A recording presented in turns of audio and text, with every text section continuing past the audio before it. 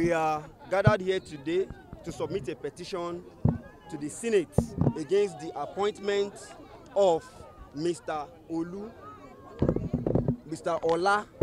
Olukoyede as chairman of the Economic and Financial Crimes Commission. That's why we are here today. A person who serves in the EFCC as chief of staff, a personal staff of the chairman or secretary, has no law enforcement training as envisioned by the EFCC Act.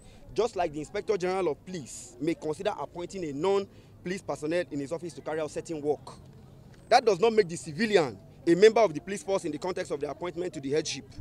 Also, a civilian pay officer who works with the police does not become a member of the police force in the context of appointment as IGP. Any appointment that is contrary to the provisions of the extant EFCC Establishment Act is an assault on the National Assembly.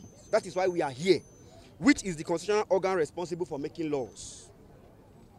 If the executive is uncomfortable with the provision, the appropriate action they should have taken before appointing Mr.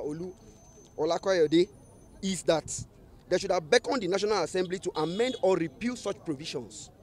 To let such infractions slide like this is to lead to anarchy, and City Hall will not do that. From our investigations, Mr. Olukoyede, was appointed as the chief of staff to the SY chairman of the EFCC, Mr. Ibrahim Magu, and served in that capacity from 2016 to 2018.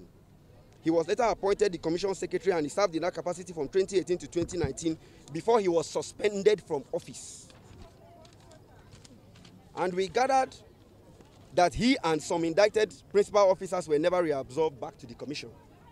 Dramatically and suddenly, Mr. Olukoyede has been appointed as the new executive chairman of the EFCC. And we are also gathered that he was recently invited by the EFCC and that all his offenses against the EFCC have been written off. There were allegations that they laid against him that has been wiped out since he became the head. While his salaries and benefits suspended have all been paid even while he was on suspension. In fact, we are all aware of Olukoyede spending 8 years at the commission between 2016 to 2023, if we are going to be adding the fact that he was the chief of staff to Ibrahim Magu. We also query how he manufactured additional 15 years experience as required by law in section 2, subsection 1, paragraph 3 of the Economic and Financial Crimes Commission. Did he manufacture the 15 years? Did he manufacture the 15 years? No. How he got it, we don't know.